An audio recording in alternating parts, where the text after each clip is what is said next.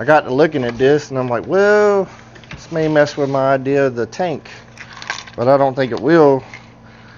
I put the plans up next to the fuselage, and with the tank being in here like so, the servo should be back here. So we should have no impediment of the servo with the tank being right there.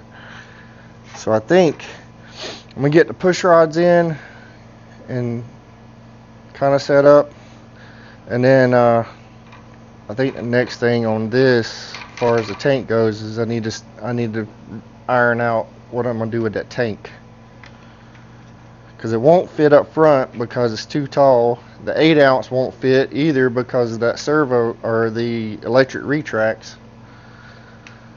So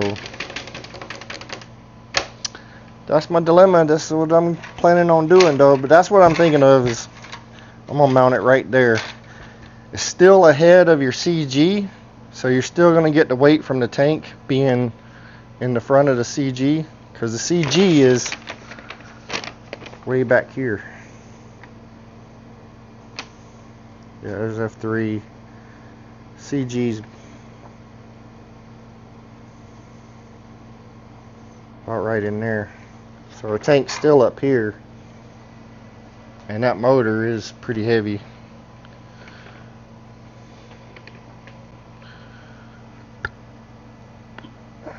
Which the 40 is heavy too, so I looked them up and they're all pretty close to the same weight if I remember right. That's why I decided to go with it.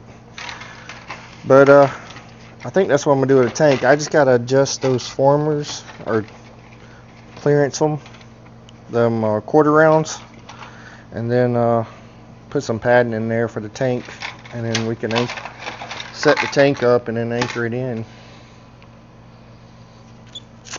Yep, that's a game plan. So